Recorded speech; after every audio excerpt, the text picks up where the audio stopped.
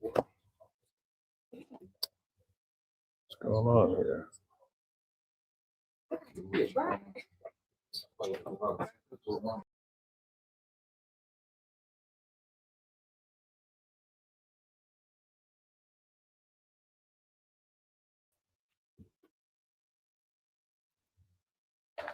All right, here we go.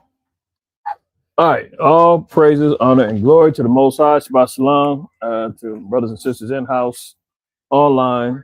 I was gonna say, if I'm coming in clear, let me know. We was having some mic issues early in the week. We seem to be all right now. Prayerfully, everybody's doing well on Shabbat. All right, so y'all can see the title, man. We're gonna get to Revelation 17, and we're gonna cover this. Oh, my bad. In there, the mother of harlots. Who is this harlot that the Bible speaks of? Who are the 10 horns, the seven? The 10 7 heads, the 10 horns. Getting into the prophecies regarding Trump, NATO, Greenland. We went over some of this last night. Some things we're gonna have to revisit, just because it's in the spirit right now. Prophetically, it's important that we cover these things and we can kind of see how the Most High is unfolding His will upon the earth, right? So let's jump over to. We're gonna get right to it. The water for brothers and sisters, man, that was patiently waiting for us to get on. Salute to all the others in the chat. Let me turn this banner off because we are rolling. All right. And we're going to start at verse 1, 17 and 1. Okay.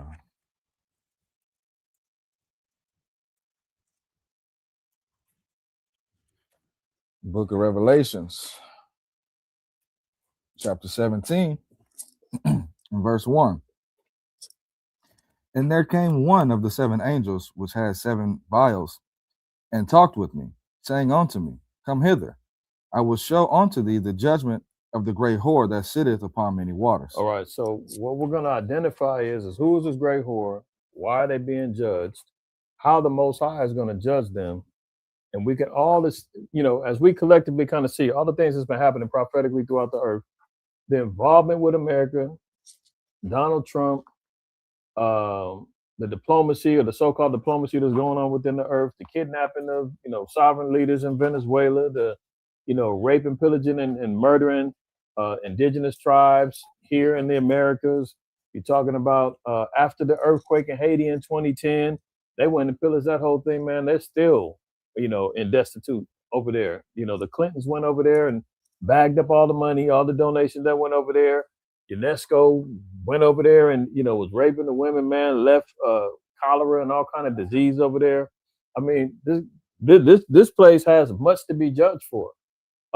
If you're looking at how they institute their quote unquote democracy throughout the earth, America's got over 700 military bases all throughout the earth. They're in everybody's business.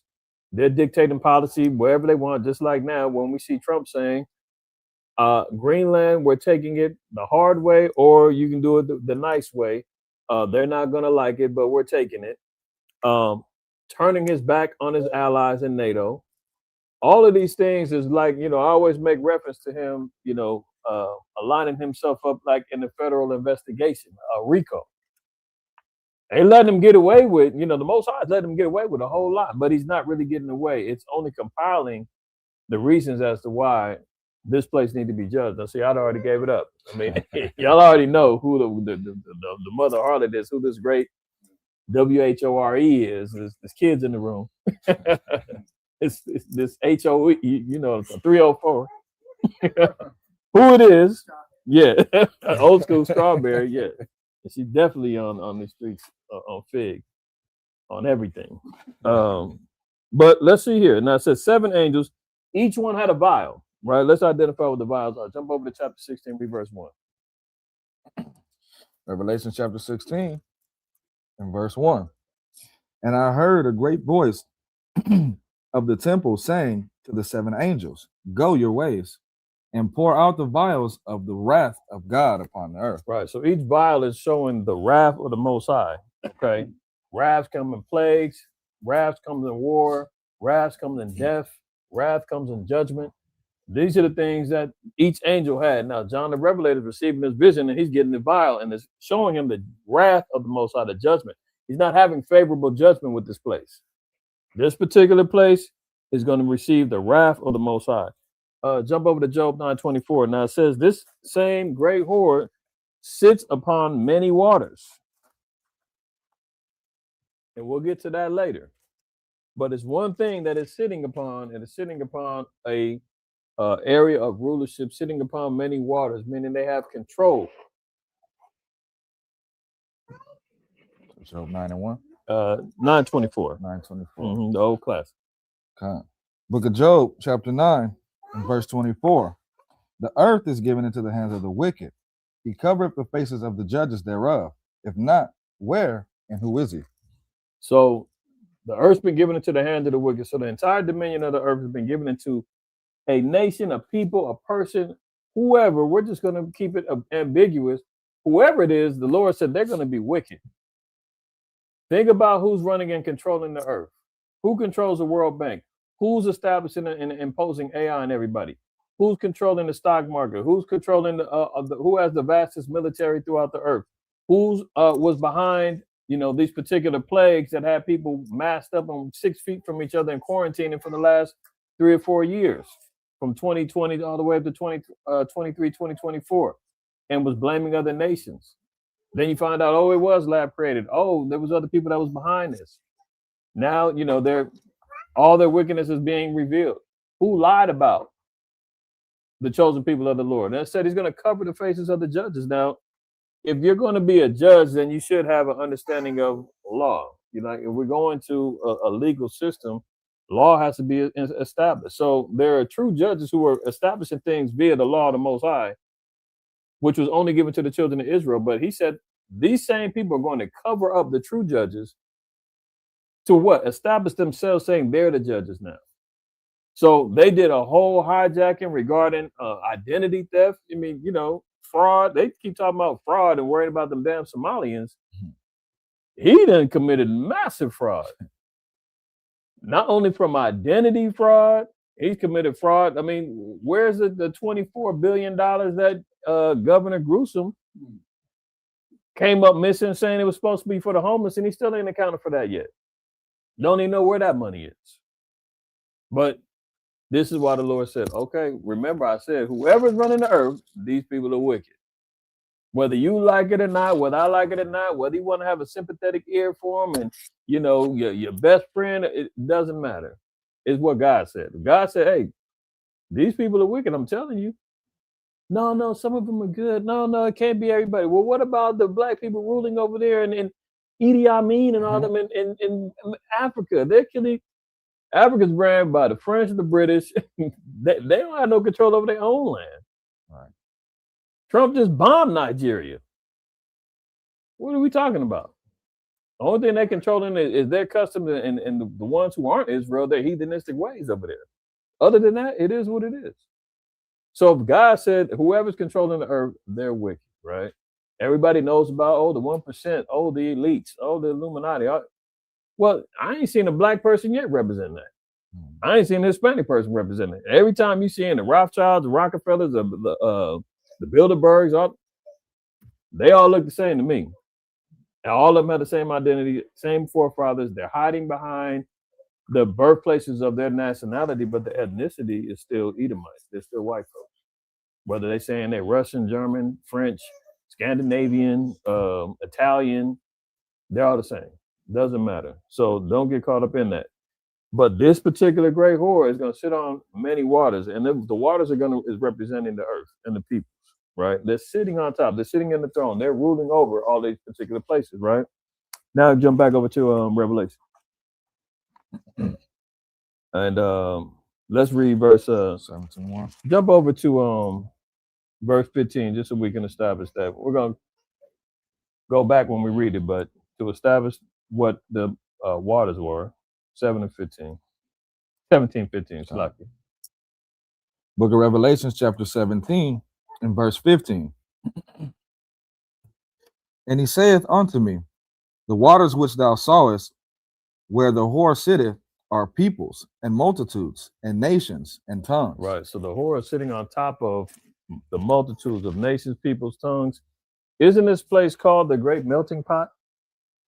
America alone, this is where all nations, tongues, kindreds, people come over here, man. They want to establish the American dream. They want to sip the, get a little sip of the juice, that America is providing.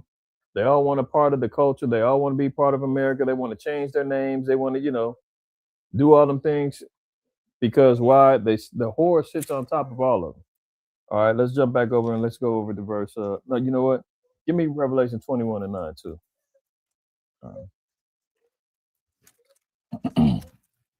Book of Revelations, chapter 21, and verse 9. And there came unto me one of the seven angels, which had the seven vials full of the seven last plagues, and talked with me, saying, Come hither, I will show thee the bride, the Lamb's wife. All right, so that's just another precept to show you what these vials represent. It said the seven last plagues. So it's the wrath of the Most High, it's the plagues. These are the things that's being poured out upon the earth. So when you're seeing the shift in the earth, and you see all these spirits moving around in the earth, it's because vials are being opened, judgments is being put out. Even Christ told us that because wickedness has abound, iniquity has abound, the love of many shall wax cold. Mm-hmm. That's a vial that's been, spread throughout the earth. When you notice, like, everybody ain't moving in the righteous fashion no more. Righteousness is actually getting cast to the side. People are choosing wickedness over righteousness now. People are desirous to be evil. You try to give them the right thing. You try to tell them to repent. Man, our people give you the middle finger in a minute, or tell you crazy, or tell me I don't want to hear about that, or got a million one excuses as why they shouldn't crack open this Bible. Oh, the white man wrote it. Oh, that's been tampered with. Oh, we heard about this all the time. I don't trust religion. All of these particular excuses, instead of just trying to research and allow the Spirit of the Lord to dictate to you the righteousness that flows from this book. They rather just say, oh, man, there's always been wars going on. Y'all always say that. No, not like what's going on right now. Not like the Bible described them. We know the war is going on, but when it's being done in the fashion of prophecy, it's a whole nother thing. Let's go. Read verse 2. Book of Revelations, chapter 17, and verse 2. With whom the kings of the earth have committed fornication. So this is why we're seeing that this metaphorically being made. There's this harlot, and now she's got multiple kings who are committing fornication with her. They're all laying with her. They're all in bed with her. They're all enjoying the pleasures that come with her. Now, jump over to hold that. Go to Jeremiah 25:15.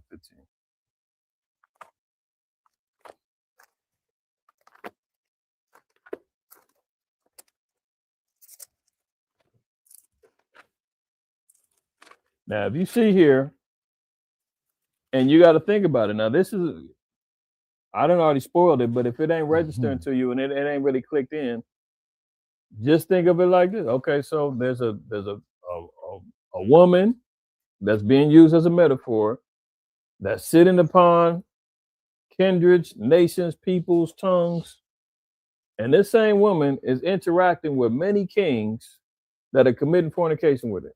You can't say that's Hillary Clinton. It's not literal. You know what I'm saying? Like, there ain't no female that's running around here, laying up with all these kings of the earth, and they're drinking some fictitious wine of fornication. Like, no. This is talking about a nation that is now interacting and intertwining themselves with other nations, kings, having relations that the other kings are benefiting of. Go ahead. Book of Jeremiah, chapter 25, and verse 15. For thus saith the Lord God of Israel unto me, take the wine cup of this fury at my hand, and cause all the nations to whom I send thee to drink it. Go ahead. And they shall drink and be moved and be mad because the sword that I will send among them. Then took I the cup at the Lord's hand and made all the nations to drink unto whom the Lord had sent me. Right. So this is all based upon the Most High putting the wrath of the Most High. That's some vials, right? And he's making the nations drink, but the only way that they're going to drink and they're going to receive judgment as well is because they have to intermingle with this whore. Okay. Now, let's go back over here to Revelation. Give me 18. Mhm. And start at 2, we'll read down to 3. Book of Revelations, chapter 18, verse 2. And he cried mightily with a strong voice, saying, Babylon the great is fallen, and is become the habitation of devils, and the hold of every foul spirit, and the cage of every unclean and hateful bird. Right. So, for I don't know if the brother or sister that asked what's the mark of the beast according to Revelation 13:16. I got a 2-part series on the channel. Go look it up. I'm not going to distract from the lesson right now, but it says the marking of the beast system. You can check it out. Continue, read verse 2 one more time. Verse 2. And he cried mightily with a strong voice, saying, Babylon the great is fallen, and is become the habitation of devils, and the hold of every foul spirit, and the cage of every unclean and hateful bird. All right, so Babylon is America, and it's the hold of every foul and unclean bird. So every unrighteous, wicked, abominable spirit, blasphemous spirit comes from out of this place, man. This is the place where they say anything goes. You can change your gender, you can change your name, you can change colors if you want to. We were just talking about the melanin and price of melanin. The price of melanin through the labs and all that other stuff.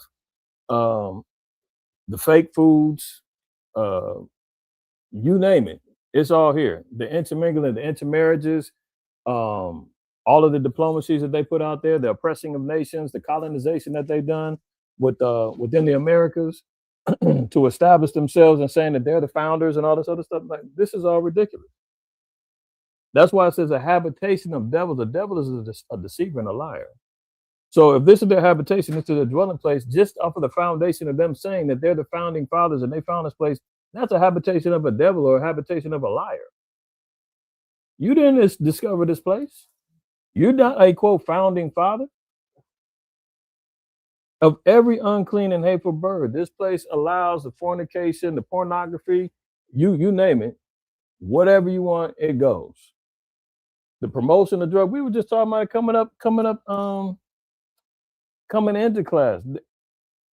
Ashar and I, if y'all remember the candy, they used to be the fake cigarettes. Oh yeah. And you used to have to blow on them, you get the little dust blow out there.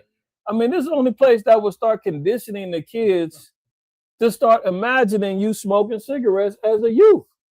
And then you see why, the Newports and everything else is plaguing, the menthols, Jake's is addicted to them things because we get trained early.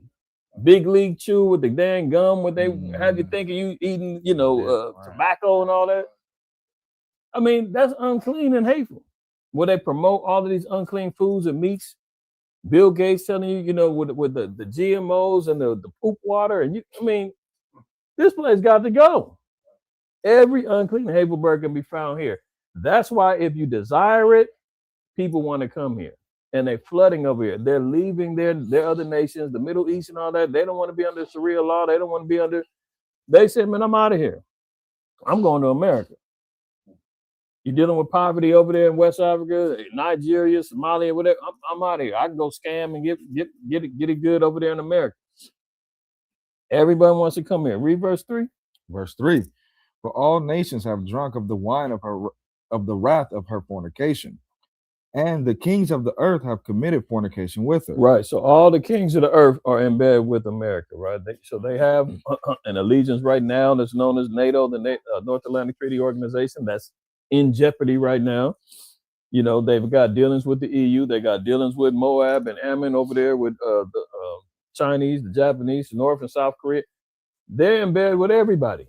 There's not a nation that doesn't have dealings with America. You remember when Trump in his first term, when he was the one that declared Jerusalem is the capital of Israel? Like, you ain't even over there, but America's got to be the one that makes that policy. The Iranians over there protesting, marching, wilding out in the streets. Who are they waiting to come save them? They waiting for Trump to go over there. Man, the white man's got to come save us, man. Oh, he's telling them, help is on the way. We're going to make Iran great again. If you don't knock it off. But here he goes. All nations have drunk of the wine of the wrath of her fornication. There's not a place, man, that this dude ain't in. And Babylon does not have a hold on. Go ahead. And the kings of the earth have committed fornication with her, and the merchants of the earth are waxed rich through the abundance of her delicacies. Right. So through trade, through these tariffs, everything, America makes money. One hand washes the other, both hands wash the face. All the nations know that all money flows through here. All the economic commerce comes through here, through trade, embargoes, all that other stuff, man. It all comes through here. All the nations know. You don't see, people aren't worried about riding. You hear like these little rappers and stuff now talking about how they driving Europeans. Hmm. They don't give a damn about Mercedes and Bentleys and all that other stuff in Germany. Where does it matter? Over here. That's why Germany's like, yeah, let's make sure we get them cars over there. All the technology, Apple, everything else, it's getting manufactured in China, but it's coming over here. Because they know we're gonna be the main consumers of everything. They're gonna make their money over here. China's buying up American debt. They're making sure that they got money. It doesn't matter what they're talking about publicly about how much, America, Trump and Xi Jinping don't get along. China's still buying up debt, helping America stay out of trouble economically. So they're still working behind closed doors. Every nation is getting a piece of the pie. The petrodollar with Israel and Saudi Arabia selling oil for American dollars to help establish the power of the dollar. All the nations are taking part in this. All right. Let's jump back over to give me one more precept, Revelation 14:8.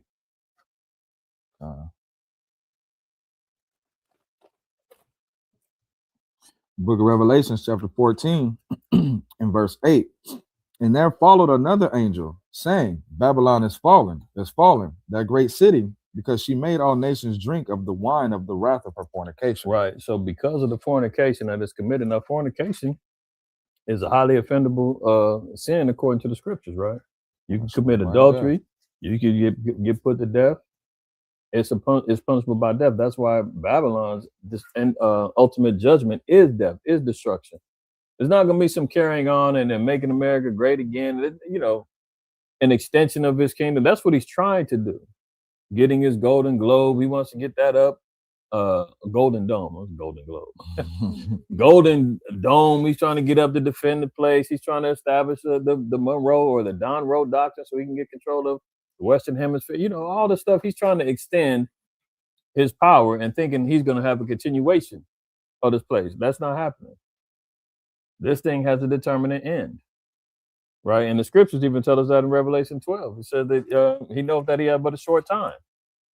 So this is why he's scrambling around throughout the earth, man, trying to dictate policy everywhere, because he's trying to hold that last little grasp of power on before it slips from his grip. Got that if you wanted to.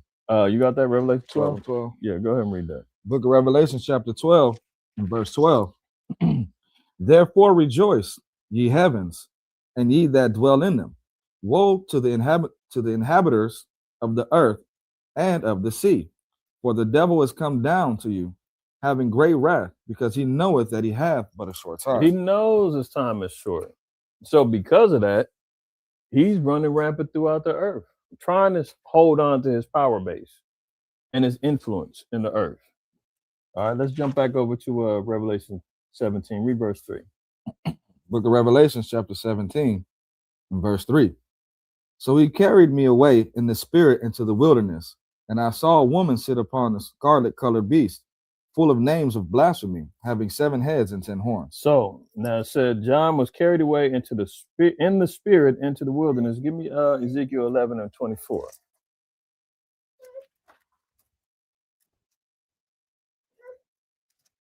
And let's see this.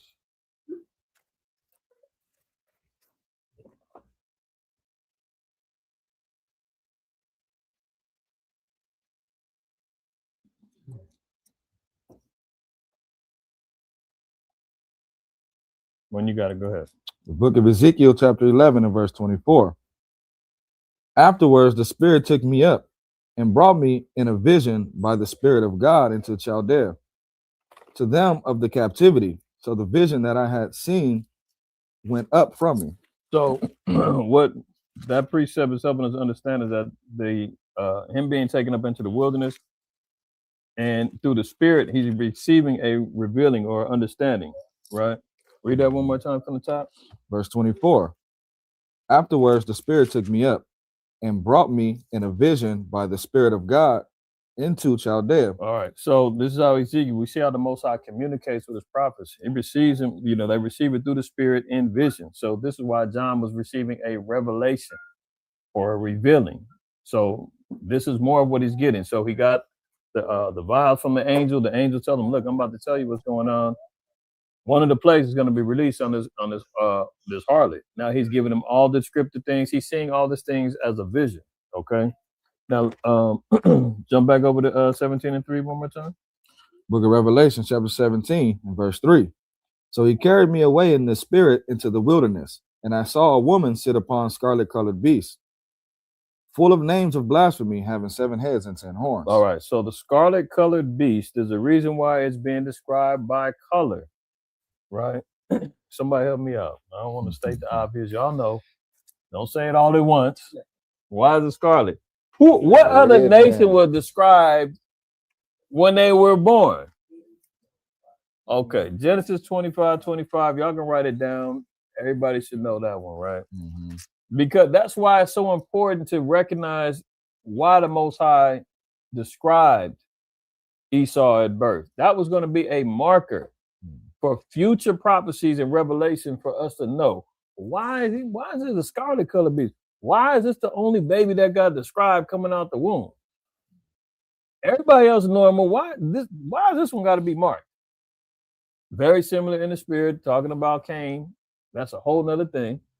But both were marked. Right. Now, this same scarlet colored beast now says, so he carried me away in the spirit in the wilderness. So what was he receiving? Receiving the spirit of revelation and understanding and a vision that the Most High was giving him. And he saw a woman sit upon a scarlet colored beast having 7 heads and 10 horns. Now, Revelation 12. And let's just read, let me get right to the point. What is it? 12 and 9. Yeah. Where's the one that says he was red though? 3. Yeah. The book of Revelation, chapter 12, and verse 3. And there appeared another wonder in heaven, and behold, a great red dragon, having 7 heads and 10 horns, and 7 crowns upon his head. Right. So this is showing you that beast, when it said the scarlet colored beast, is the same red dragon as being described in Revelation, the 12th chapter. So that beast is actually a dragon, a red dragon, metaphorically speaking, right? Now it said it also had 10 horns, 7 crowns upon his head. Okay. And that's showing the power, rulership, and dominion that it was coming with. Go to Psalms 91 and 13.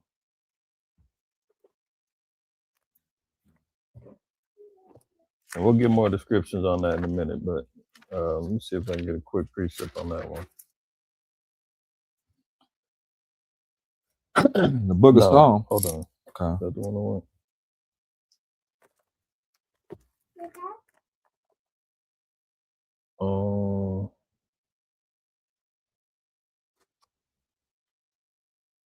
I don't think it's not. Let me see. Is that 91? Am I looking at?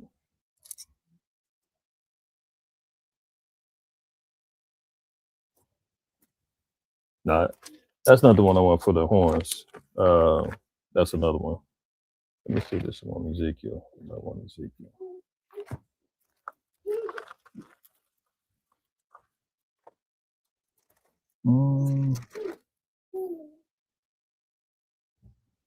Yeah, give me Ezekiel 29 and 3 also. And then I'm gonna go back over to Revelation 17 again. The book of Ezekiel, chapter 29, and verse 3.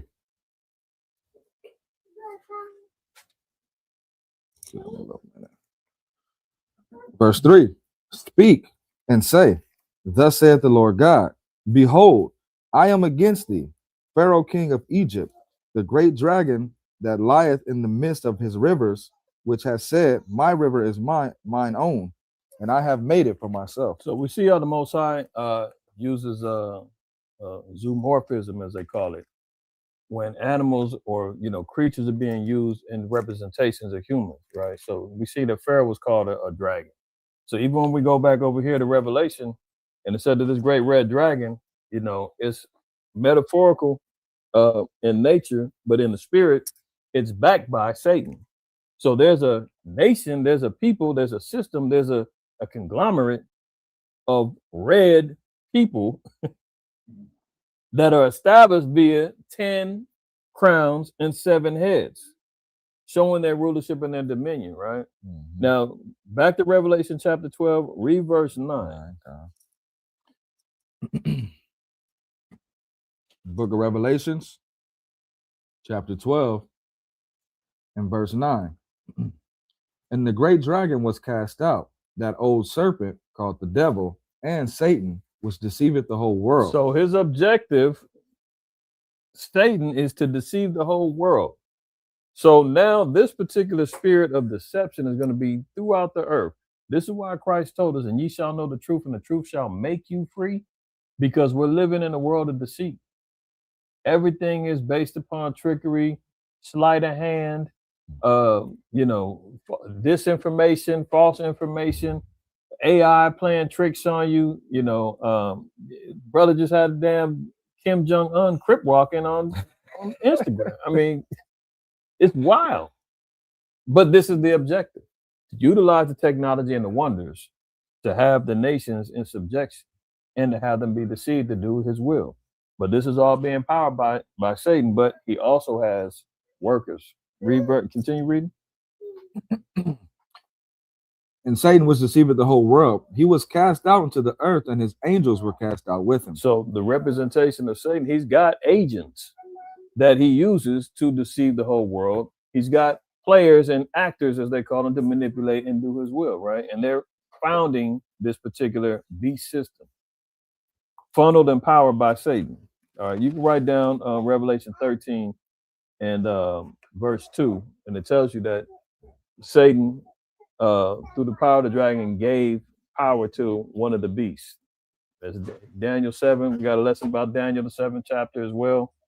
Online, you can check about the 4 beasts of Daniel. But the last beast, which is Rome, and the so-called white man, it tells you that he was given power. The dragon gave him his power, his seat, and great authority. So who is controlling this nation, this people? Who is controlling the operations of this last beast that's influenced and comes after the birthing of Rome? Satan. So when we say the white man's the devil, it's not cliche. It's not because we heard Malcolm X say it, and it's because it sounds cool and rebellious, and no, it's rooted in the truth. The Bible said, man, Satan is going to give a nation power, and they're going to deceive the whole world. That means that they're operating after the spirit of Satan. I mean, you just can't make it no nicer. It just is what it is. They love to lie. I mean, it'd be hard for them to tell the truth. What do you say in Psalm 58? The wicked are estranged from the womb as soon as they be born, speaking lies. They can't help it. Even Trump said, I try to tell the truth when I can. He said that in his first campaign. I try to tell the truth when I can. I mean, if I can find that, why you go back over to Revelation 17. Yeah. Verse 3 again. Yeah, read verse 3. Book of Revelations, chapter 17, and verse 3. So he carried me away in the spirit into the wilderness, and I saw a woman sit upon a scarlet-colored beast, full of names of blasphemy, having 7 heads and 10 horns. Right. So we're going to see what the 7 heads and 10 horns are as we continue on. Now it said these 7 heads, 10 horns had names full of blasphemy, right? So let's look at blasphemy real quick. And read right here. Blasphemy again. Blasphemy against the Holy Ghost, Matthew 12 and 31 through 32, Mark 3 and 28, 29, Luke 12 and 10, is regarded by some as a continued and obstinate rejection of the gospel, and hence is an unpardonable sin. No, unpardonable sin. Now it said that this particular beast, this woman with 7 heads, 10 horns, has committed multiple. That said, full of names of unpardonable sin. That means there is no getting away with this one. There's not going to be no sparing. There's not going to be pray for America, pray for our nation. That's out. The Most High said, man, he that turneth away his ear from even hearing the law is prayers and abomination. So you can throw that out the window. The black Negro preachers run around praying for America and praying for our president. You see him when he gets sworn in, they be surrounding them, holding their hand, putting their hands on them, thinking they're anointing them. That's out. That's all ridiculous. That's in vain. Unpardonable sin. He can't repent from it. It's over with. Go ahead. Simply because as long as a sinner remains in unbelief, he voluntarily excludes himself from pardon. Right. So even your man been on record saying, I love the Christians. I'm not a Christian. So he don't believe in the Most High. He thinks he is the Most High. Let me see if this is the one. I don't know if this is it, but let me see. So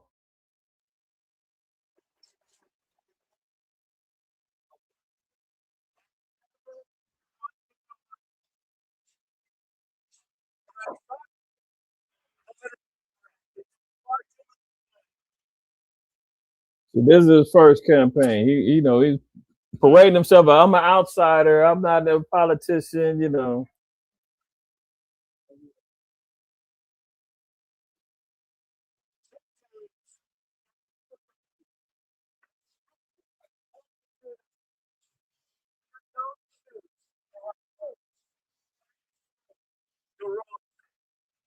Is it not sharing?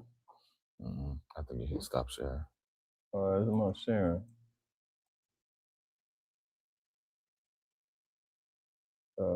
Let's see.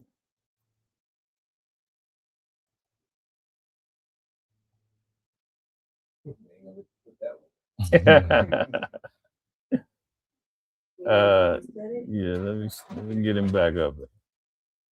Have done that.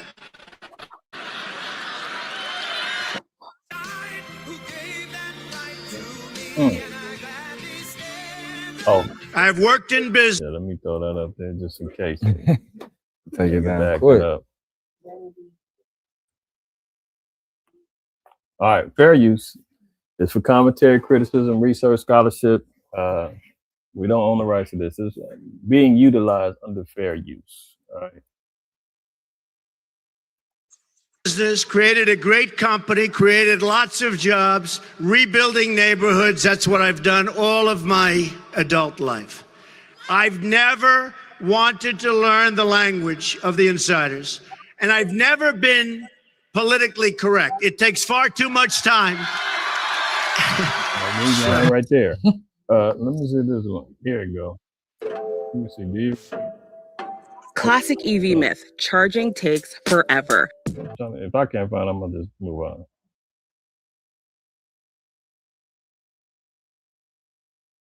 Come on.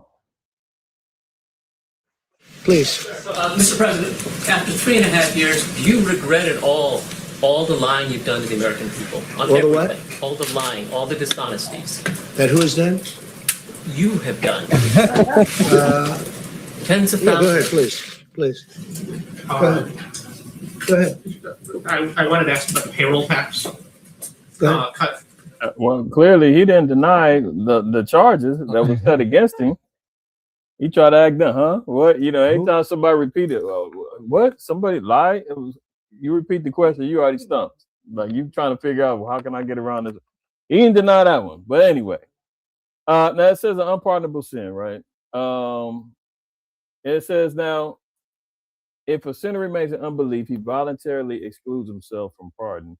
So we know the so-called white man does not believe in the truth. He don't believe that we're the chosen people of the Most High. He don't believe that, Christ is a so-called black man. He don't believe that the chariots are going to come back to redeem us and lay destruction on the earth. He doesn't believe that he'll ever be out of the seat of authority and power. He's not willing to concede any of those things. So by default, he's done. All right. Let's double back and go back over to let's go to verse 4. Let's move on. Book of Revelations, chapter 17, verse 4. And the woman was arrayed in purple and scarlet color, and decked with gold and precious stones and pearls, having a golden cup in her hand full of abominations and filthiness of her fornication. Right. So now she's decking herself out with all the attractable things that would have men's eyes attached to them, right? So she's decking herself out in purple, scarlet, royal colors, gold, precious stones, pearls, trying to make herself more attractive, right? This is what a woman of the night, a 304 as they call them, does when she's trying to get money. She's looking for someone to seduce, somebody to drag, to get pulled in. Give me Proverbs 7. Let's read 10 down to 12.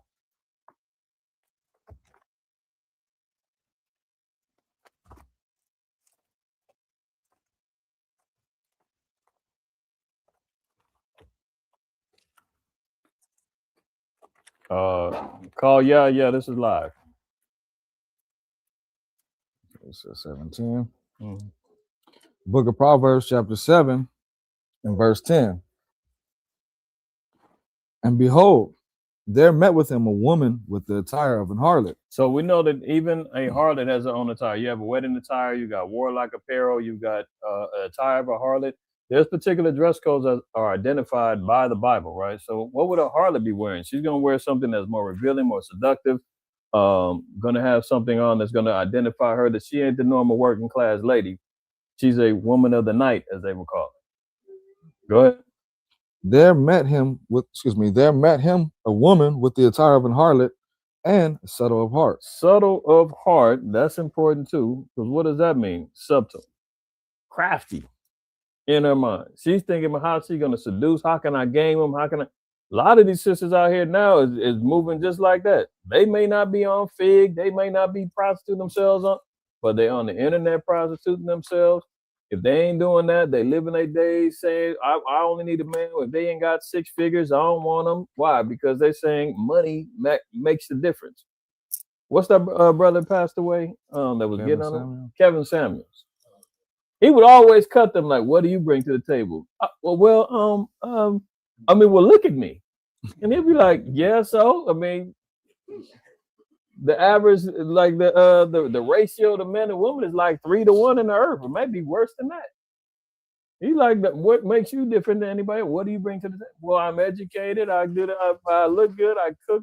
I can clean. He's like, well, I can do that my damn self. What else are you doing to help promote, build him as a man in the household? But they ain't like that. But now, a lot of these sisters out here trying to scam and scheme to get money. You got brothers online. I don't know brothers, but men online that have created AI profiles on like Instagram and stuff like that, and they're getting men to send them money because they thinking they're in relationships with them. They said that the brother Matt Barnes, now he said it was a lie, but they said that he got game for like $40,000 from an online, seductors. And a lot of these dudes out here making AI profiles, man. And now, you see the imagery in the videos, they don't know what's real and what ain't. From some old cat man holed up in his mama basement or whatever, yeah, that's on disability. And he thinking I got a relationship, I'm gonna send her some money. But that's how the harlots are operating. It's all throughout the world. But where are they getting that from? The spirit is coming from here. As the head goes, so does the body. This is the spirit that's enabling this place, moving through seduction. And then what's the harlot, the lady tonight? Who gets her back? The pimp. The pimp, go out there is the enforcer. Somebody trying to do something to the tour, he got to go out there. He got the military to back him up. You don't like what she say, what she doing. She scams you. Oh, too bad. So, and she got disease, disease galore. So watch what you're doing, but go ahead. Verse 11. She is loud and stubborn. Her feet abide not in her house. I mean, we see all the little ratchet, now we've even got the dang acronym, what they call them, nicknames for them now. Ratchet, what else do they got now? Thoughts, yeah, hood rats. I mean, she loud, stubborn, man.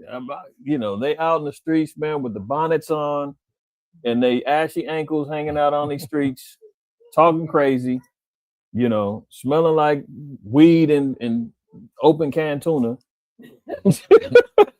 Talking crazy out here. Loud, stubborn. They don't want no order. They don't want. But that's how America parades around. You just seen Trump last night said, man, I don't need NATO. You need me. Loud and stubborn. Go ahead. Verse 12. Now is she without. Now is she without. Now in the streets and lieth in wait at every corner. She's looking to trap everybody all over the world. So this same mother harlot, man, she's out here trapping everybody. Just like a harlot be on the streets trying to get everybody, looking for the next Vic, looking for the next John. So is America. America's looking for that next come up, that next place that they can colonize, the next place they can throw out there, democracy and everything else. Now, how do they do it? They said that they're arraying in gold and precious stones and pearls and purple and scarlet. So that's the attire. America drapes herself with this red, white, and blue and the stars and stripes and everything else to make it seem like they're the good guys of the earth. They're the ones who's going to establish democracy throughout the. No. When you pull all that off, it's all kind of, demons underneath that skirt. Purple, scarlet, so it looks good, yeah, because why? America does have the greatest amounts of wealth, throughout the earth. Even though the dollar is struggling right now, but you can't tell them that they're not controlling the earth. America's in damn near $37 trillion in debt, but still has the most power on the earth when it comes down to trade, the power of the dollar, the precious metals, everything else is flowing through them. Yeah, it goes through Europe and England, but America can come over here and establish their own price for the metals. If silver's $100 in China right now, they saying over here, oh, we ain't paying for that over here. Over here is 90. And that's gonna go throughout the earth. That dollar is what everything's established. I mean, you can go throughout the earth, damn near every country's gonna speak English. You gonna have somebody, you gotta get off at the airport, somebody coming out to ask you, you need a car? Uber. You can be in India, you can be in China. Everybody, but it ain't the same everywhere else. You can't go to China and they, expecting them to be speaking Chinese to you. You come over here, you're going to speak English. All the earth, they all know they got to adapt to the language. Your dollar stretches further, especially when you're in the Caribbean, third world countries and whatnot. They love them dollars. They want that white man's face and them greenbacks in their pockets. Why? Because it represents that gold, the pearls, the decked out, nature of the woman. Right? Go over to Ezekiel 6 and 9. We're gonna pick it up. Ezekiel 6 and 9. And then we're gonna go to Jeremiah.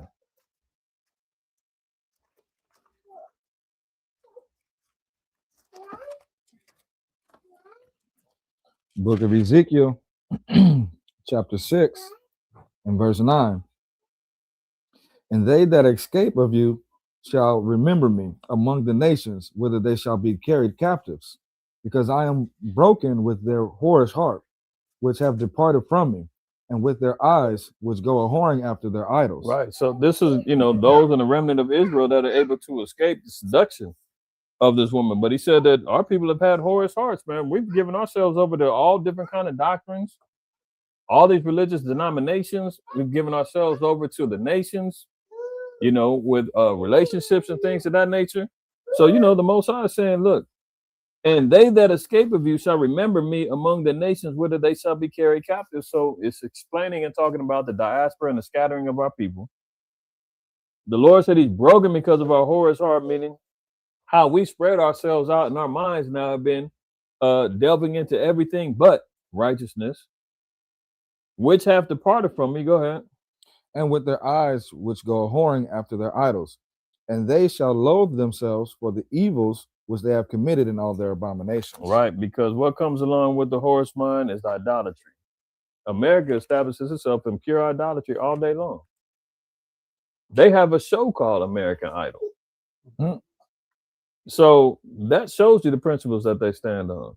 Every sport that they have now comes with a idol at the end of the thing. You know, when they playing the Lombardi Trophy football, they all get to hold the trophy. What them Negroes do? Puckering up their lips, man, kissing that thing. They don't know where the hell that thing's been before it even came in. As soon as they kissing the thing, holding on. You know, the NBA championships, they get the parade around the trophy. Everybody get to hold it and take it home. I think it's hockey. They do that too. Mhm. Everybody gets to take it home. You know, before it's all said and done, they want to take pictures with it. You go to the award shows. They just have the award shows. What was it? The Grammys or the Golden Globes? Who can lie the best? You know what I'm saying? You essentially, you're actor. You portraying a character in a lie. Who can lie the best? Oh, you won the Golden Globe. You know, that's what they established it on. And then guess what we do? We learn those things, man. We end up idolizing these same things and turn the idol worship into our mind frame. Give me Jeremiah 51:13.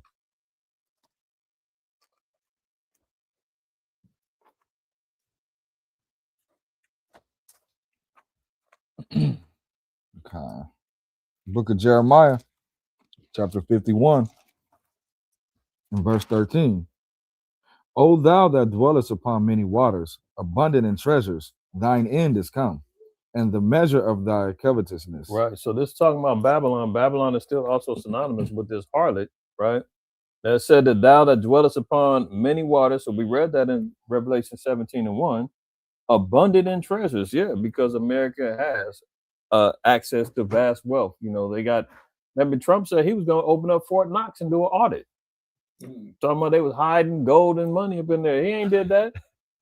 He probably said, "Oh, that much of this? Don't tell nobody, shoot. I need that." You know. So all of these things, but the Lord said, "Thine end is come," and that's why He's running wild. And the measure of thy covetousness. So that shows you the colonial mind frame that America's had. Covetous. As Venezuela, if they coveted, just stole all the kidnapped the president, stole the oil, just made up $500 million in the last 2 weeks since that. So the covetousness is going to be repaid as well by the Lord. All right, let's go back. Revelation. And pick it up at verse 5. Book of Revelations, chapter 17, and verse 5. And upon her forehead was a name written, Mystery, Babylon the Great, the mother of harlots and abominations of the earth. And hold up. Give me that in give me Nahum chapter 3. We're gonna read 1 down to 5. So upon her forehead was a name written, Mystery, Babylon the Great. So now we're getting more identifying factors. Mystery, Babylon the Great, the mother of harlots and abominations of the earth. This is imprinted within the mind frame of America. That's the forehead. This is the mentality. This is how they operate. This is the thinking pattern. Abominations, harlotry, which is, you know, equating to fornication, idolatry, so forth and so on. Right. Give me that Nahum chapter 3, 1 through 5. Book of Nahum, chapter 3, verse 1. Woe to the bloody city! It is all full of lies and robbery. Right. So this place was established in blood. Right. And you can say, well, that was Nineveh. Well, the Lord said that His judgment is like a ring. There's nothing new under the sun. America has patterned itself after all these previous kingdoms. America's got a little Assyria in it. America's got Babylon in it. America's got Persian meat in it. You know, but essentially, Greece and Rome is its main influences.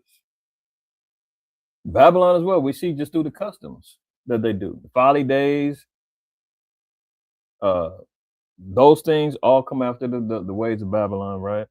Now it says, woe to the bloody city. It is full of lies and robbery. So how was America established? How was the Americas established? We just seen lies and robbery happen in real time. Oh, narco terrorism. That's why we got to go over there in Venezuela. Meanwhile, everything else is shifted over to the oil. That's lies. Violent robbery. Bloody city. How much blood has been established and spilled in America alone? From the blood of the saints, man. I mean, seriously. You'd be surprised. I mean, I'm surprised that any of these crops is even, not defiled. Right. From the bloodshed that's happened. There's a good movie. What's that show? It's on Netflix. Damn. Shar, you know the one that had they were talking about the colonization of Utah. And they had the Utes, Indians over there. They had the Mormons and American cavalry. They was fighting over Utah. Primeval. America Primeval or Primeval. That's a really good series on Netflix. And it shows you how, Esau established and stole Utah. And killed, a lot of the Native Americans, man. And these so-called the Mormons is at the helm of it. Wicked is all outdoors, man. Wicked is all outdoors. But yeah, if you ain't got to get a chance to see that, man. But you see all of the other depictions of our people, man.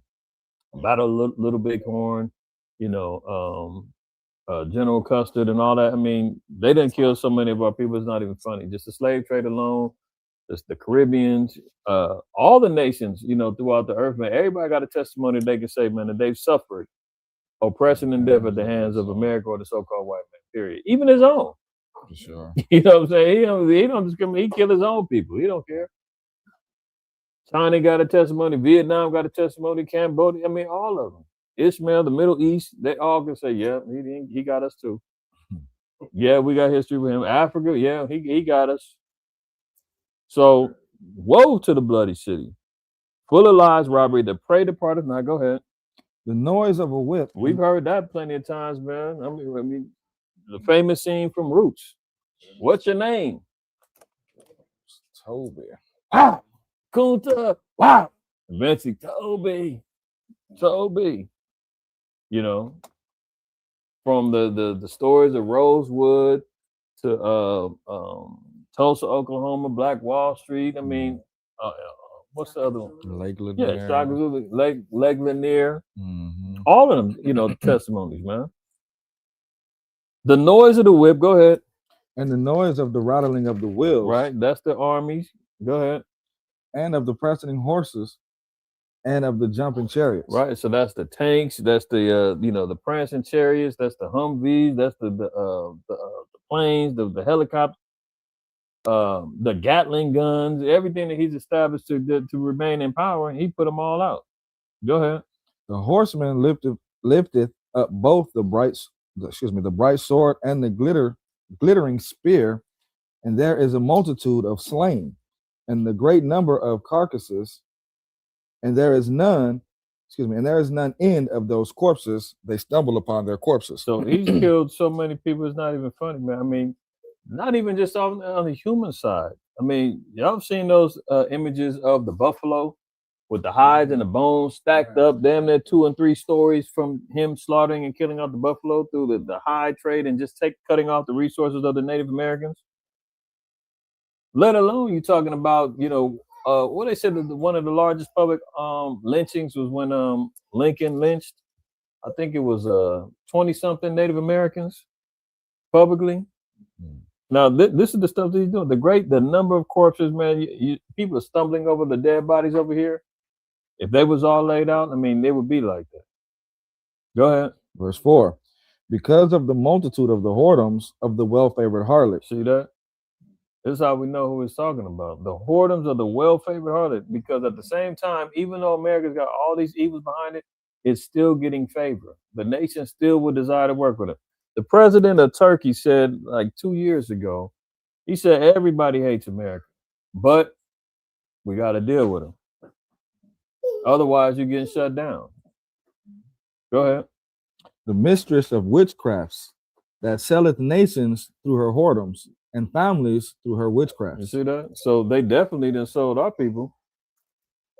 They sat back and they've endorsed, the selling of nations. That says through her whoredoms and families through her witchcraft. So we know America is deeply involved in witchcraft through this technology, through literal witchcraft and occultism. Mhm. Okay, go ahead. Verse 5. Behold, I am against thee, saith the Lord of hosts, and I will discover thy skirts upon thy face, and I will show the nations thy nakedness and the kingdoms thy shame. So eventually, and as we're seeing now, America is being exposed, and we're seeing nations coming against it. Even its own conglomerate, coalitions that they're in with NATO. They're looking like, man, this dude he's wicked as hell. He's coming against us now. Now he's being exposed. Okay, let's jump back over to Revelation 17 and read verse. You know what? Let me get a couple more. We can write down Deuteronomy 11:18 regarding the forehead for time's sake. You can write down Revelation 14:1. And let's see. Let's go to write down Isaiah 8 and 16 too. That precepts Deuteronomy 11 and 18. Because when it's establishing, what's written in the forehead, in our forehead, the Most High said, put the law and the testimony and bind it up. In their mind, they're binding in abominations, fornication, idolatry, everything else is sown in the mind frame of this place. You're not going to persuade America to change at all. Revelation 17, let's go and read verse 6. Book of Revelations, chapter 17, and verse 6. Mm-hmm. And I saw the woman drunken with the blood of the saints and with the blood of the martyrs of Jesus. And when I saw her drunken, I mean, that's overboard. When you've done too much, you are drunk. This place is she just like, give me another. Give me another. Give me another. As she's stumbling with the blood of the saints. Hold that, give me Habakkuk chapter 2 and verse 12. Habakkuk.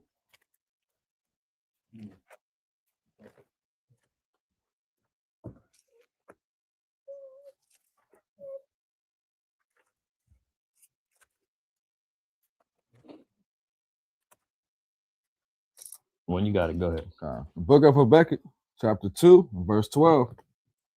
Woe to them that buildeth a town with blood and establish a city with it by iniquity. So who built this place and who built their towns via blood? This place was not given. They said, well, the Louisiana Purchase, they bought Louisiana. No, this was after the French Indian Wars. This is after these particular wars that they came over here and colonized and destroyed whole kingdoms of people, erased legacies of nations and names and everything else and languages.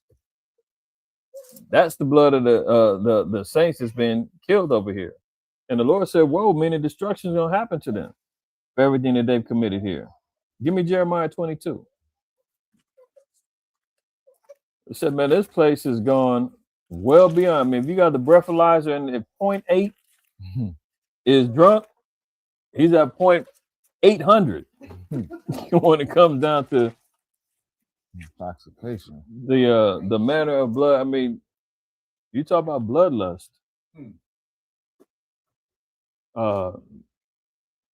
Give me a 22. Let's read 13 down to 17. Book of Jeremiah, chapter 22, verse 13. Woe unto him that buildeth his house by unrighteousness, and his chambers by wrong, that useth his neighbor's service without wages, and giveth him not for his work. Right. So how many times have our people been done wrong? Through slavery, through the plantation work, through just in the Bible says that after a day's labor, we're supposed to get paid. Now it's you got to wait 2 weeks, you got to wait a week, you got to wait a month.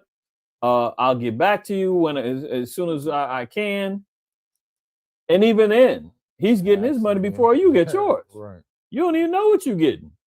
He like, after you done labored, yeah, I'm gonna need my taxes first. I need my cut first. Then I'm gonna give you your. And I said, woe to him that buildeth his house by unrighteousness and his chambers by wrong. That's wrong. When you establishing this land through theft, robbery, rape, murder, dog sicked on us, tar and feathered, quartering men by tying up whole bodies and telling the horses giddy up and go so they can rip up a body, having contests of slicing whole men in half and cutting fetuses out of women. That's all wrong and wicked.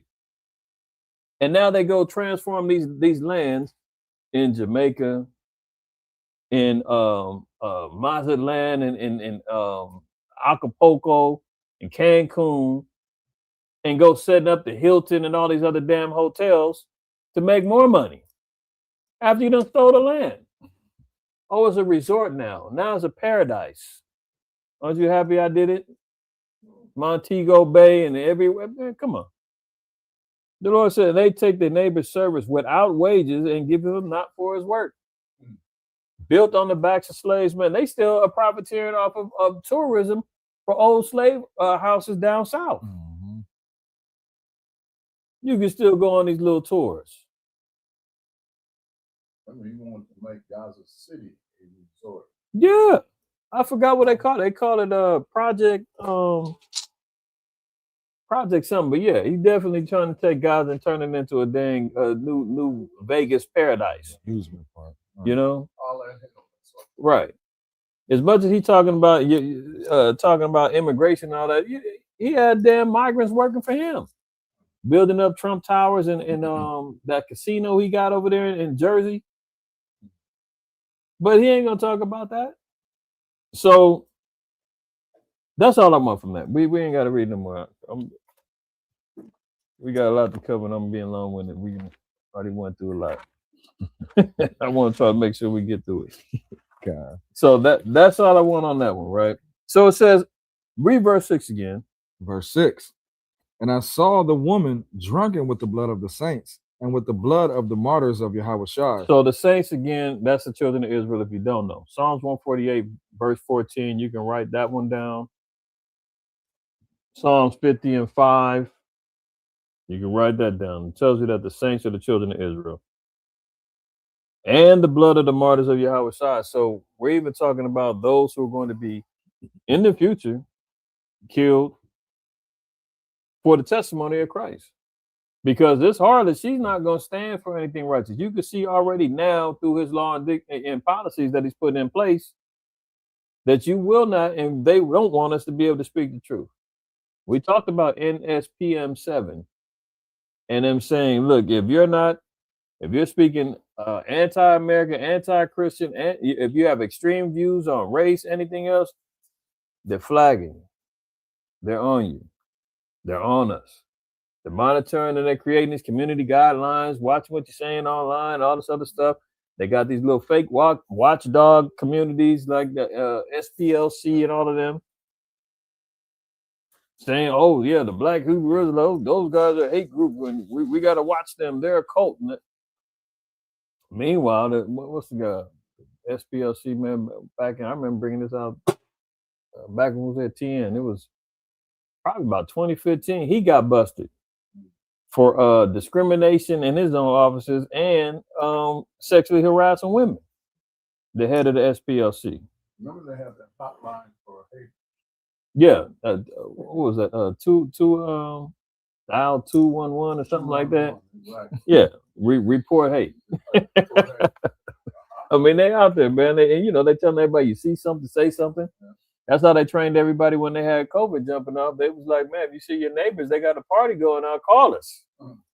They ain't supposed to be having nobody over there if they ain't got poked in the arm or if they ain't got mask on. So they trying to train people up. So they're saying, man, in the future, blood of the martyrs is going to be happening at the hands of this harlot. Read on. And when I saw her, I wondered with a great admiration. So now John was like, man, Great admiration. He's like, man, this is a cold HO. Mm. And she's dangerous. Verse 7. And the angel said unto me, wherefore dost thou marvel? And the angel said, what you marveling for? This is what it is. This is coming from the Most High. But John is just so overwhelmed. He's already like, this is crazy. Go ahead. I will tell thee the mystery of the woman and of the beast that carrieth her, which hath the 7 heads and 10 horns. So John was already tripping, like, man, this is already overwhelming. And the angel said, don't worry. I'm gonna give you the breakdown. I'm gonna tell you what this is about. Go ahead. Verse 8. The beast that thou sawest was and is not, and shall ascend out of the bottomless pit. Okay, so now it says the beast that was and is not. Now again, this is going, if you go back to Daniel the 7th chapter, you're gonna read about the 4th beast and 2nd Ezra the 12th chapter. It tells you that beast is the eagle or Rome, right?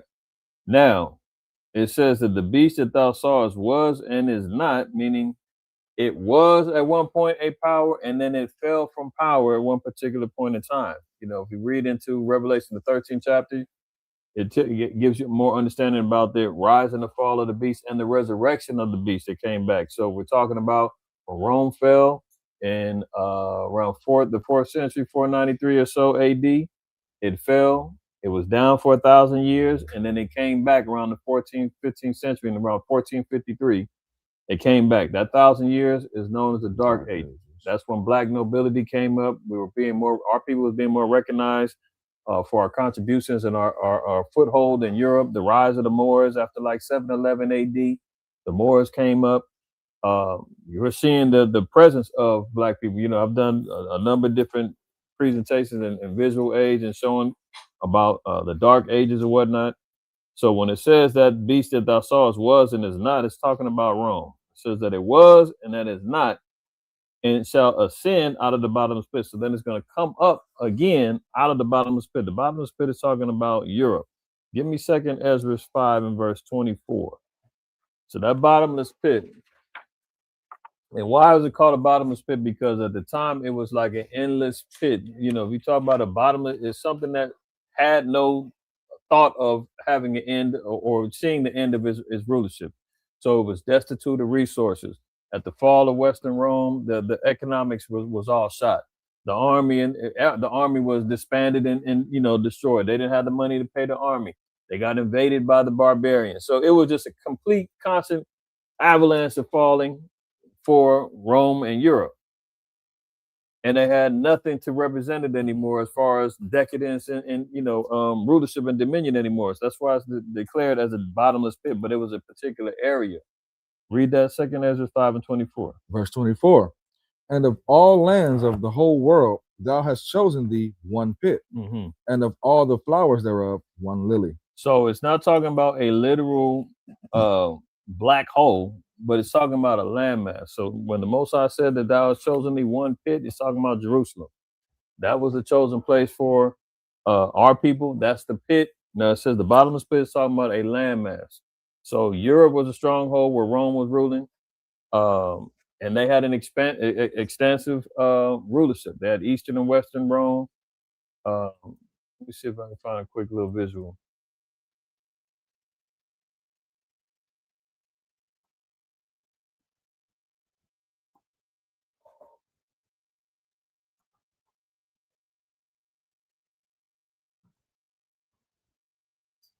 Let's see if I can find a decent one.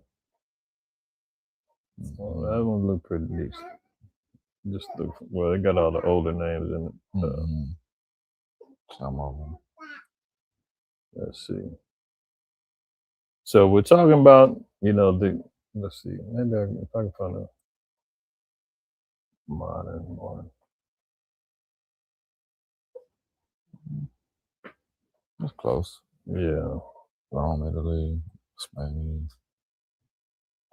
Yeah, they got the older one. Let's try this one. We'll just look at this one real quick. All right, Shalaki. So we're gonna share. Let me share this one real quick, and you can get a little bit of an idea regarding Rome's territory, right? So you see, Rome had rulership all pretty much everything that we see here, not only just the red, but the yellow. So this is expanded all the way from Africa, going all the way to the east. This is all the way up into the Russia. All these lands over here, this would have been Asia Minor. You would have seen, lands like Turkey, Iraq, all these other lands over here, India, Pakistan, this all extended over here. So just imagine this is everything that they had. Now, when they lost it, all this became a pit of nothingness. Greece, Rome, Italy, all this, they had nothing left. Eastern Rome still had a stronghold. The last area to fall would have been like Russia. That's why we find so many archives and archaeological pictures and things like that out of the Russian icon books and all that still showing black people, is because they didn't get affected with the iconoclasm like that. They still had a decent little stronghold to the east. Western Rome is what fell, right? Now let's go back to verse 8 again. Book of Revelations, chapter 17, and verse 8. The beast that thou sawest was and is not, and shall ascend out of the bottomless pit, and go into perdition. And they that dwell on the earth shall wonder, whose names were not written in the book of life from the foundations of the world, when they behold the beast that was and is not and yet is. So now it says, and them that dwell on the earth shall wonder, whose names were not written in the book of life from the foundation of the world. So why and how are they going to be wondering? What's going to cause them to be in astonishment of this place? Give me Revelation 13:12. Book of Revelation, chapter 13, and verse 12. And he exercises all the power of the first beast before him. Right. So the first beast is talking about is Rome. Rome had supreme dominion and power and rulership over the known earth. Right. They was a stronghold power.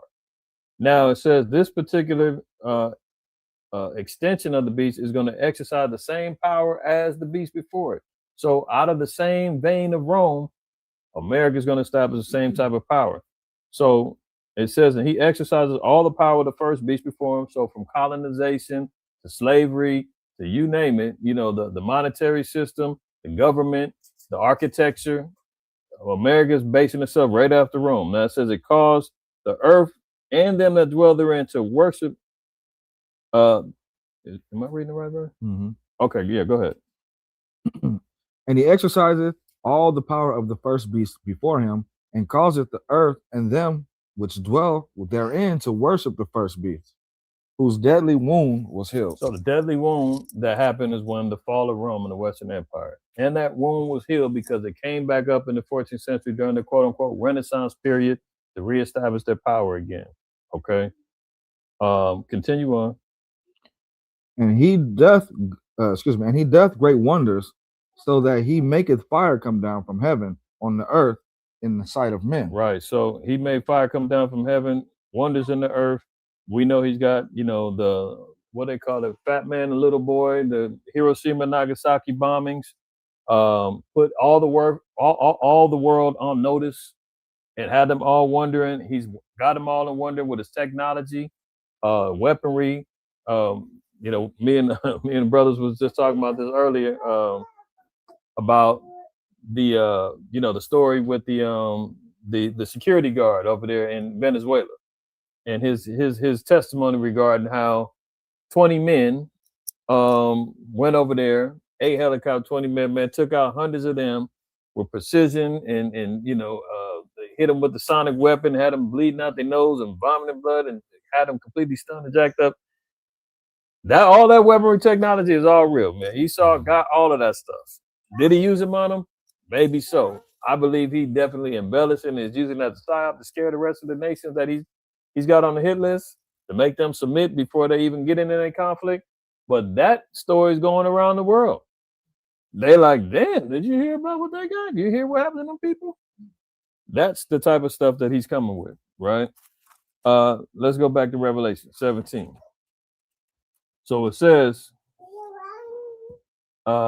pick it up where it says, "And them that dwell on the earth shall wonder."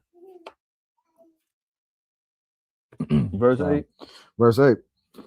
And they that dwell on the earth shall wonder, whose names were not written in the book of life from the foundations of the world, when they behold the beast that was and is not, and yet is. Right. So it's acknowledging that Rome was a power, then it fell, but it yet is still in existence because the legacy and the spirit of Rome still comes through America. All right. Everybody following that? All right. Go ahead. Verse 9. And here is the mind which hath wisdom. The 7 heads are 7 mountains on which the woman sitteth. See, this is why I said that one of the names shown on this harlot in the mind is mystery, because it's not going to be easily revealed for everybody. The white man, these theologians, this is the Roman Empire, the Catholic churches.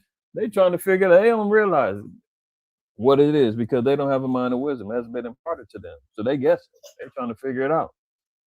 Now it says, here's the mind of which have wisdom. The 7 heads are 7 mountains on which the woman sitteth. So what are these 7 mountains? Are they literal mountains?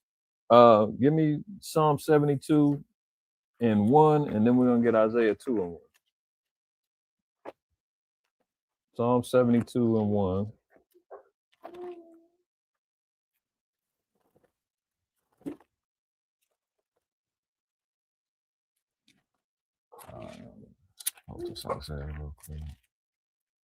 And you can read 1 and read down to verse. You read down to 3. We'll get right to it. Book of Psalms, chapter 72, verse 1. Give the king thy judgments, O God, and thy righteousness unto the king's son. He shall judge thy people with righteousness, and thy poor with judgment.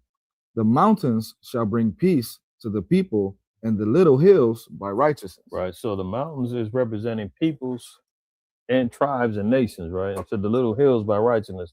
Let's elaborate on that in Isaiah chapter 2.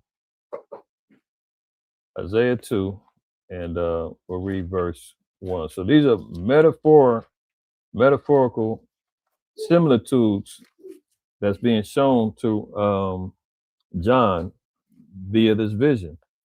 Isaiah 2 and 2. Okay. Book of Isaiah chapter 2 and verse 2. And it shall come to pass in the last days that the mountain of the Lord's house shall be established in the top of the mountains, and shall be exalted above the hills, and all nations shall flow unto it. Right. So this ain't talking about like little mountain. He's talking about the house. The mountain is the house of the Lord. That's talking about the house of Israel. Right. And it's going to sit on top of the other nations and the hills. Give me Jeremiah 3:23 is one more.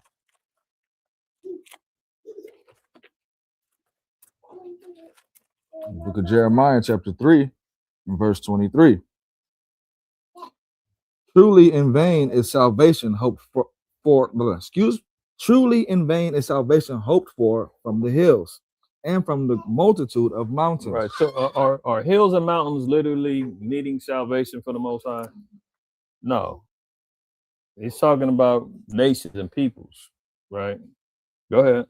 Truly in the Lord our God is salvation of Israel. Right. So that's the context. All right. So now going back to Revelation 17,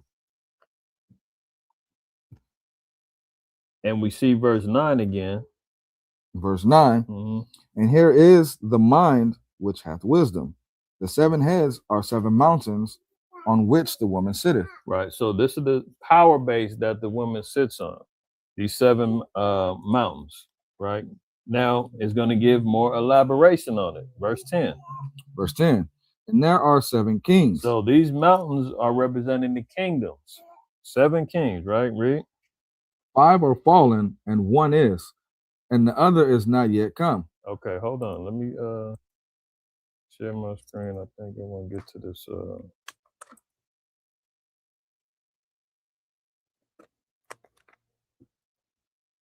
Let's see here. Okay, so when we see here in Revelation 17:9, is it sharing? Okay, there you go. All right.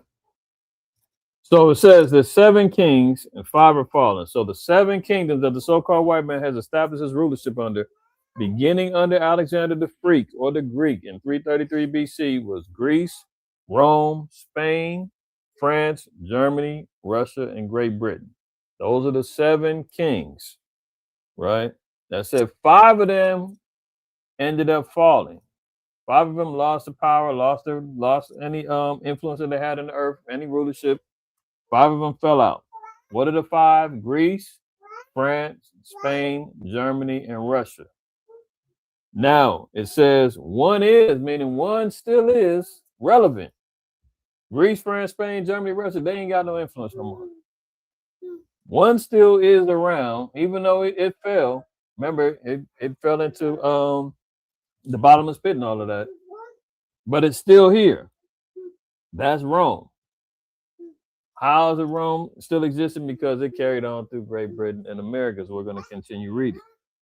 Okay, so read verse 10 one more time. Okay. Verse 10. And there are 7 kings, 5 are fallen, and 1 is, and the other is not yet come. And when he cometh, he must continue a short space. So he must continue for a short space. Go ahead. And the beast that was and is not, even he is the 8th, and is of the 7th, and goeth into perdition. Right. So going into perdition meaning the everlasting destruction.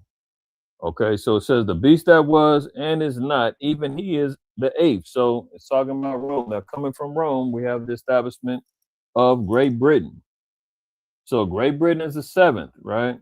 That says the one that is not, he is the 8th. So there's an 8th one that's going to be birthed out of the 7th, and it's going to go into perdition. So the 8th is America. That's how we got the Civil War. And how America had to fight Great Britain for their independence and the Boston Tea Party and all that other madness. So America is birthed from England. That's how he's the 8th. Okay.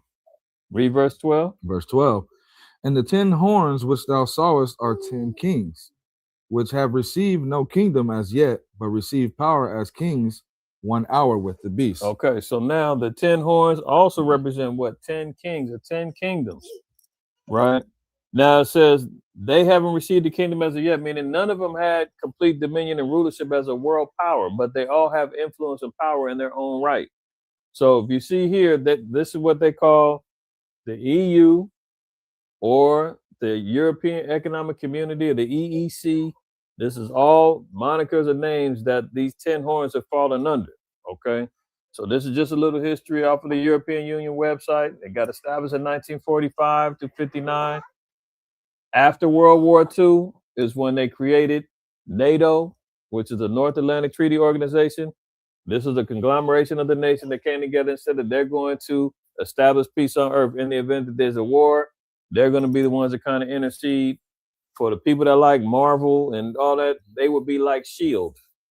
And what's Nick Fury that what's the name? Samuel Jackson plays in the Marvel. Mm-hmm. You know, SHIELD is like the police of the world. That's what NATO essentially is, right? Now it says there's 10 of them. Here are the original 10 horns. You can look it up. You can find out NATO was established. They started off with 6, and then they have 4 joined later on, as you can see in the years. But the initial 10 of these here: Belgium, France, Germany, Italy, Luxembourg, the Netherlands, Greece, Spain, Portugal, and Denmark.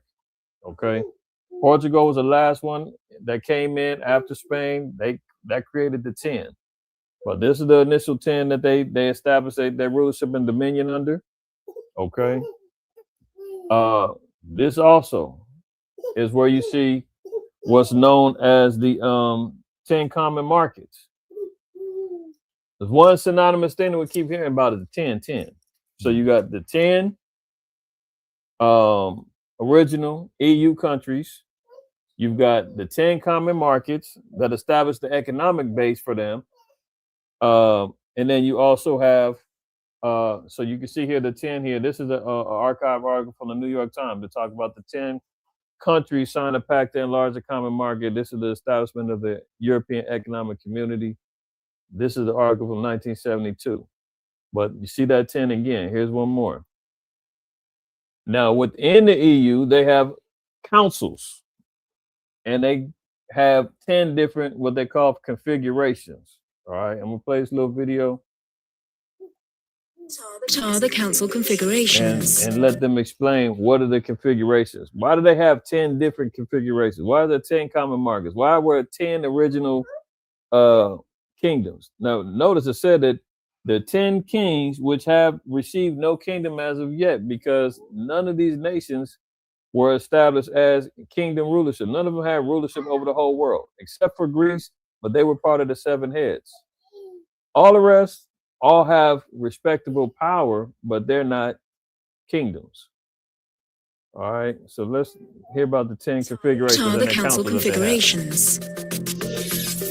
To make decisions in different policy areas, the council meets in specialized meetings known as council configurations.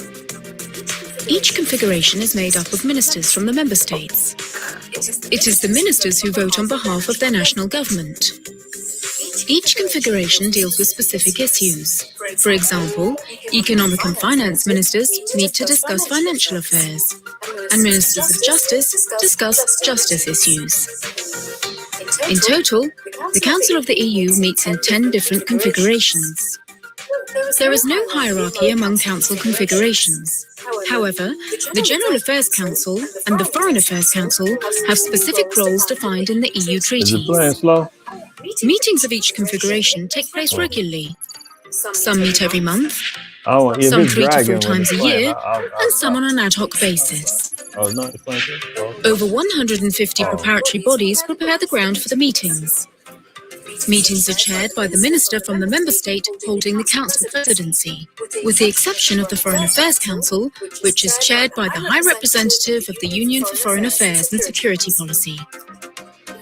At their meetings, ministers So work. you can see, I'm gonna stop it there, but you can see they deal with everything from finance, from foreign affairs, so everything.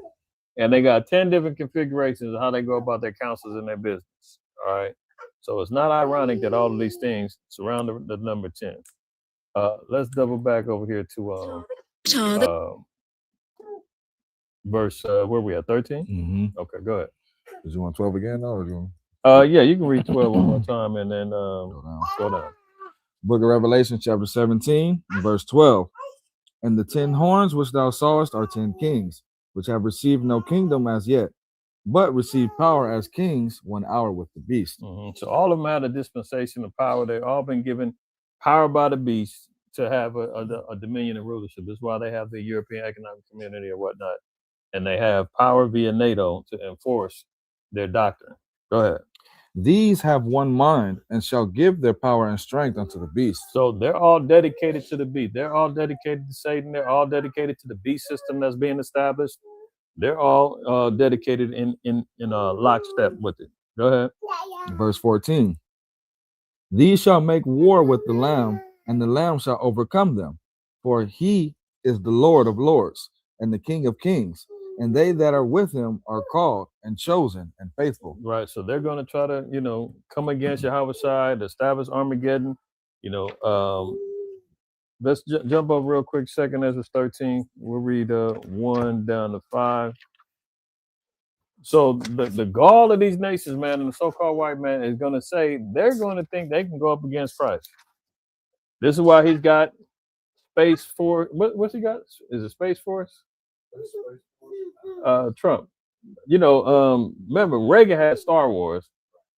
Trump got Space Force, I believe. Yeah, he got Space Force. He's got the Golden Dome. Well, I don't know why I keep on saying Golden Globe. Golden Dome. They got the Iron Dome over there with Amalek. I mean, they thinking they're getting ready to set themselves up for world and national defense. All the technology that they've established, the nukes, they think they're gonna, be able to withstand the spirit and the power of Yahweh Shai.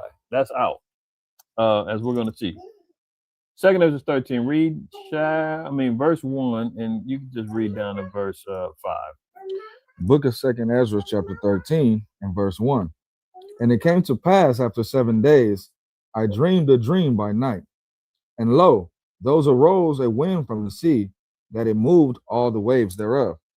And I beheld, and lo, that man waxed strong with the with the thousands of heaven. Right, so that's Yahweh Shai coming with a legion of angels. Remember, he even told Peter, he said, man, put your sword away, man. I can call a legion of angels right now. When Peter pulled out a sword and cut off the ear of the high priest, he told him, man, put that away. Don't you know I can call a legion of angels right now? So Yahweh Shai said he's coming with, what's the scripture say, 200 million angels? It's like, 200, I forgot how the math went, but he's coming with a multitude of armies. Now it says that he's coming with thousands of heaven. Go ahead. And when he turned his countenance to look, all the things trembled that were seen under him. Go ahead. And whosoever the voice went out of his mouth, all they burned that heard his voice, like as the earth felleth when he filleth the fire. Can you imagine? Now, if Yahweh Shai had the voice of many waters, so anybody that heard his voice, man, they got burnt and got destroyed. You ain't got to say one word. Die. Right. And they done. Now Esau said, load up. Look, fire. They gone. Go ahead. And after this I beheld, and lo, there was gathered together a multitude of men out of the number from the four winds of the heavens. So they're coming from the four corners of the earth, right? This is why we see it's the European Economic Community, NATO. They're all over the whole earth, right? They're going to try to, rile themselves up. Go ahead. To subdue the man that came out of the sea. Right. Read verse 6 and 7. Verse 6. But I beheld, and lo, he had graved himself a great mountain and flew up upon it. So you're talking about a massive chariot that's going to, Yahweh Shai is coming. That's why he said when all eyes are going to see in Revelation 20, they're going to see the glory of his coming with the trumpets blowing in the whole nine. Right. So he said he's going to descend up into a great chariot. Go ahead. But I would have seen the region or place wherewith the hill was graven, and I could not. I mean, there's a lot to go into on this too. I don't want to go too far off of the beaten path of Revelation 17, but that's so he said they're going to turn their attention to Yahweh Shai and they're going to try to make war with him. But we see that's going to end in a complete failure. Jumping back over to Revelation 17, and let's try to wrap this thing up. Read verse 14 one more time. Book of Revelation chapter 17 and verse 14. These shall make war with the Lamb, and the Lamb shall overcome them, for he is the Lord of lords and the King of kings, and they that are with him are called and chosen and faithful. So the elect is going to be with Christ, putting in work, right? Go ahead. And he saith unto me, the waters which thou sawest, where the whore sitteth are peoples and multitudes and nations and tongues. So that's, going back to what we read in verse 1. You can write down Isaiah 8 and 7 as a precept regarding the waters and representing peoples or nations. And one more in Isaiah 17 and 12. You want it? No. Isaiah 17 and 12, y'all can write them down as precepts regarding the metaphor of the seas, representing nations of peoples or kingdoms. Go ahead and read 16. Verse 16. And then 10 horns, and the 10 horns which thou sawest upon the beast, these shall hate the whore, and shall make her desolate and naked, and shall eat her flesh, and burn her with fire. So like we talked about last night, with this whole thing with Greenland, this is a pivotal thing that we can see happening because, if you're trying to sit back and wonder, like, what's going to make these European nations, man, go against their greatest asset and ally of America? Why would they hate America?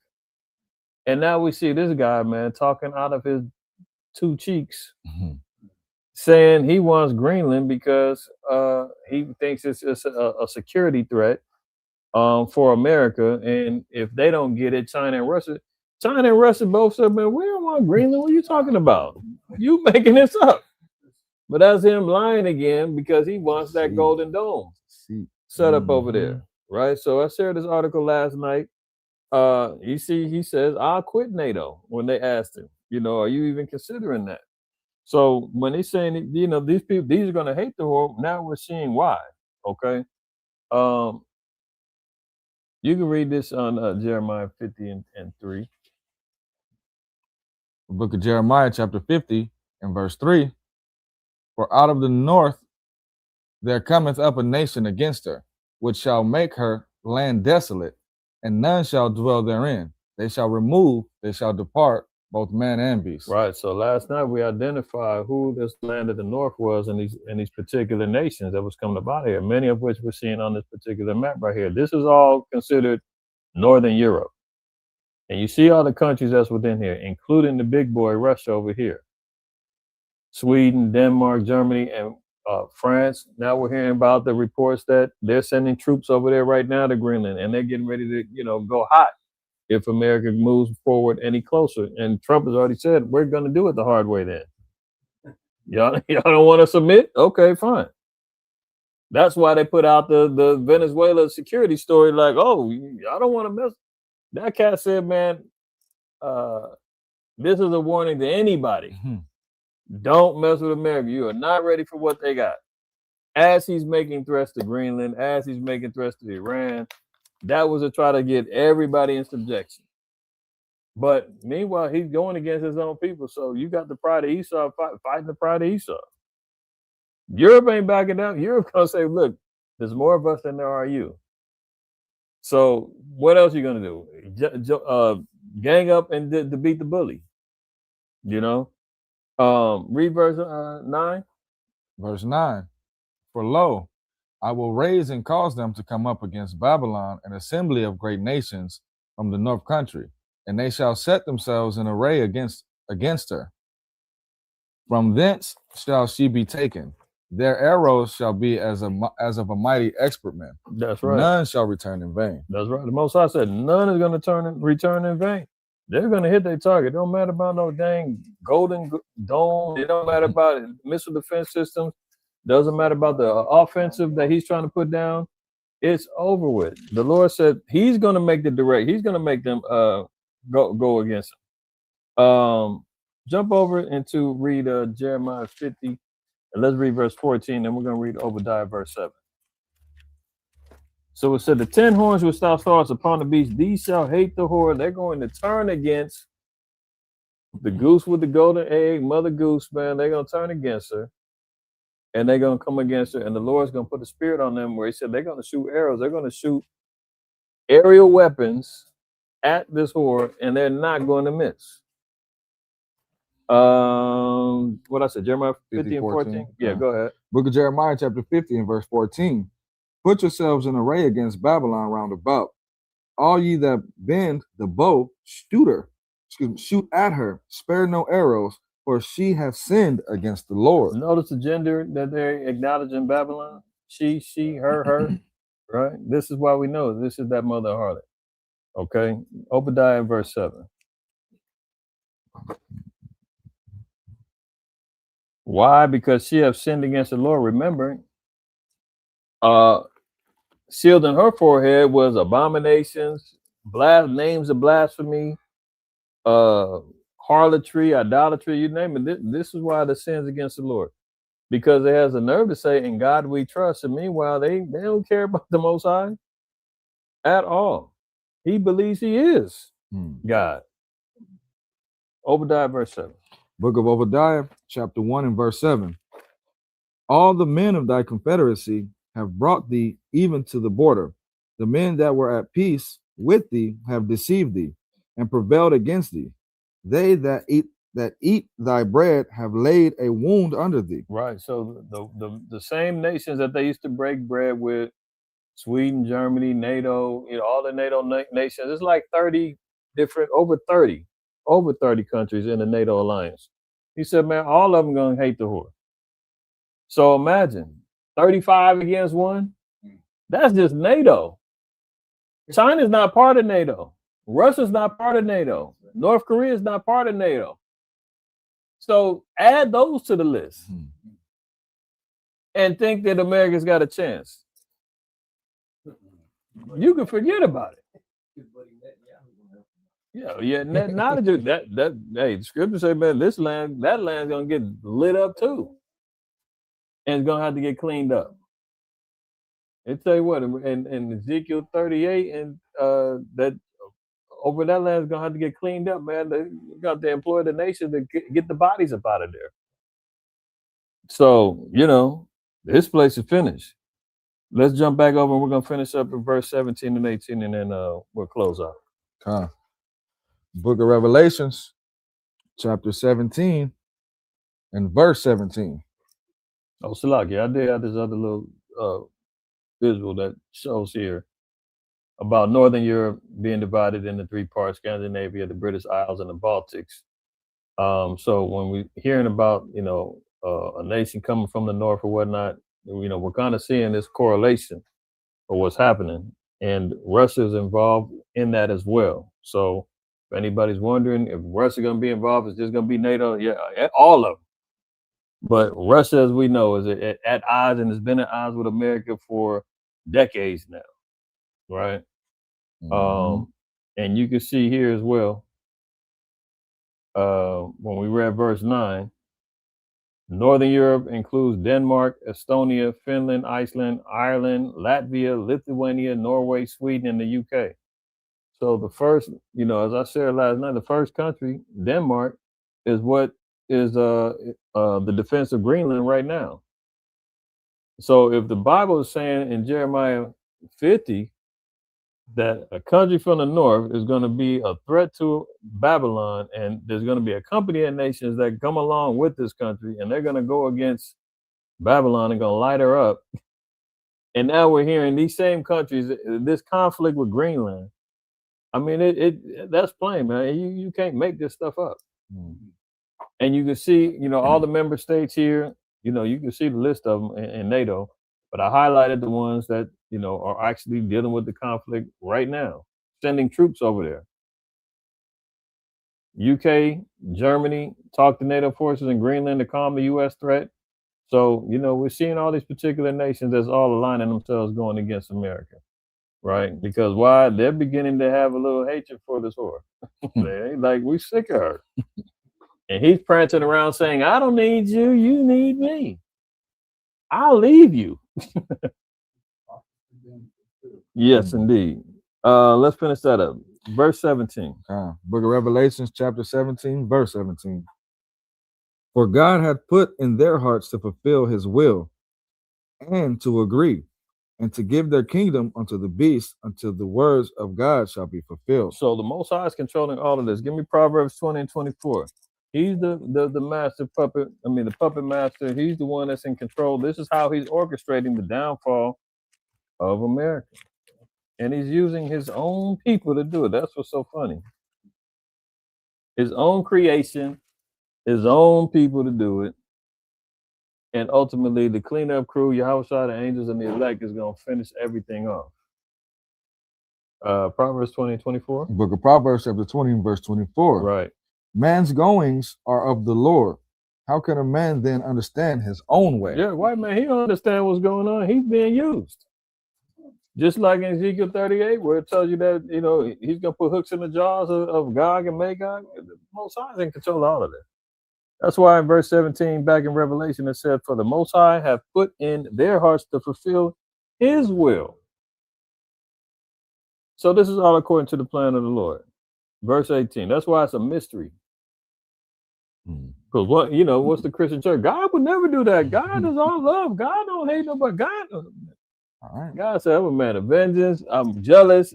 I hate. What are you talking about? Verse 18, we're going to end it off. Verse 18. And the woman which thou sawest is that great city, which reigneth over the kings of the earth. Right. Read Revelation 14 and 8. The woman which thou sawest is that great city, which reigneth over the kings of the earth. So there's a particular nation that's ruling over the earth. That's why we read Job 9 and 24 first. Revelation 14 and 8.